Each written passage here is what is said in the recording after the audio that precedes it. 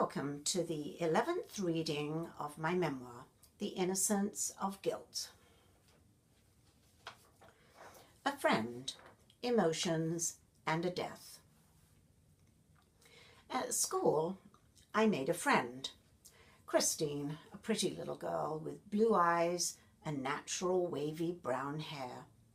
She lived at 42 West Stockwell Street.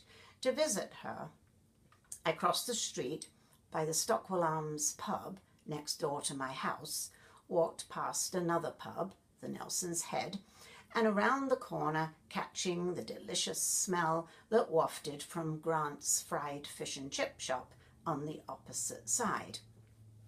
Then across Nuns Road, on down to her little red brick row house. She lived a few doors away from Pyman's, the shop on the corner of St. Peter's Street, where we purchased our tiny ration of 4 ounces of sweets every week. I loved playing at Christine's house, but she preferred playing at mine. More room than her house, and the added attraction of the animals. I didn't like sharing her with my brother, so I usually tried to dissuade her. Her father did not live with the family. She never mentioned her absent daddy, and I didn't think to ask her why he was never there. So many fathers hadn't returned from the war, and I didn't know that German bombs and bullets weren't the only way to lose a father. We were 2 little girls who enjoyed each other's company, attended the same school, lived on the same street, enjoyed birthdays 2 months apart, and who each boasted a brother.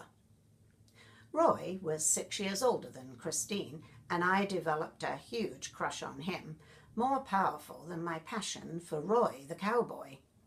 I drew crayon pictures for him that I made his mother promise to give him, but I doubt that she did. Oh, the nature of childhood infatuation.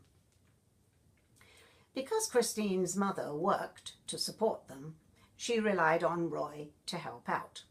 When she invited me to join Brownies with Christine, Roy walked us both to St. Peter's Church Hall on North Hill for the meetings, picked us both up afterwards, and walked us home. Christine also invited me to Sunday school at St. Martin's Church, a little ways farther up the hill from my house. Her friendship opened me up to activities I would not have done on my own. Although outspoken in certain situations, I nonetheless suffered from a degree of shyness. I must have been taught stories of Jesus at Sunday school, but I didn't give him much thought. I mostly envisaged a Father Christmas-type God with a big white beard. One night I lay in bed imagining this God who lived up in the sky somewhere. I wanted to know if he existed. I spoke out loud to the ceiling. "If you're there, God, show me." A tiny light twinkled above me, then disappeared. After that, whenever I felt sad, I looked up, asked to see that little light, and it would come. I didn't tell anybody about it, and I'm not sure it helped me enormously in my day-to-day struggles, but it became one of my secrets. My friendship with Christine flourished, but something happened that threatened to jeopardize it. I fell in love with a little doll of Christine's and wanted to take it home with me. Despite being told I couldn't have it, when my mother came to pick me up, I threw a temper tantrum. Whenever I became upset, I lost myself to hysterics, barely able to control my breathing or speech. Impossible for anyone to comprehend what I meant. It upset Christine's mother, so I ended up walking out of her house with the doll. My poor friend didn't have a say in the matter. All the way home, I knew my mother shouldn't have let me have it, but I didn't take it back out of embarrassment. That incident typified the intensity of my emotions. I needed my parents to firmly plonk me down and kindly tell me that my world wouldn't fall apart if I didn't always get my way. Instead, my father usually lost his temper and my mother usually gave in. The lack of connectedness towards my place in the world happened in a particularly frightening fashion one summer afternoon. Din Din patiently taught me how to tie a bow so I could do my own shoelaces. I practiced with a piece of string on one arm of his chair when he left me to go outside and help my parents in the garden. I found myself alone. I continued tying and untying the piece of string when the strangest, surreal, otherworldly sensation crept over me. Peering through the window, I saw my family outside, but they moved in slow motion, their distant voices muffled. The whole effect gave the illusion of two separate worlds. I inhabited one, they the other. The sense of isolation so strong it convinced me that I would never reach them again. A terrifying sense of loneliness entered my spirit. Sometimes I lay in my bed, a tiny figure, so tiny I could never be found.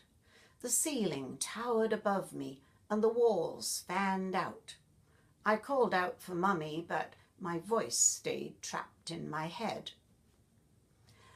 But I had yet to meet grief, the hardest hitting emotion of all. One day, Mummy disappeared with Tinker, my little cat, for quite a long time.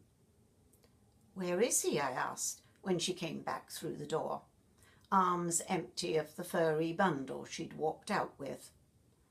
"I'm so sorry," she said, pain written all over her face. "The vet couldn't make him better." My world fell apart. I refused to eat and sat on the floor by the coal fire crying for him. I kept it up for an entire week, and towards the end of it, in frustration, my father said to my mother, "She can have anything she wants if it will stop that bloody crying." On Saturday, he said he'd go up to the market and buy me one of those little monkeys that could do tricks, pretty little things, new in the market. Everyone wanted one. I told him I didn't. I wanted Tinker back. He became angry when my mother said she didn't want a smelly monkey in the house either, because she'd be the one looking after it and cleaning out its cage. "He only wants a stupid monkey for himself," she said afterwards to Din Din. Another kitten arrived in the house. He went by the name of Timmy, and although I grew to love him, it was a different love. The other love was gone forever. Thank you for listening. Please feel free to subscribe, like, or comment on this reading, and hopefully you will tune in to the next one. Bye for now.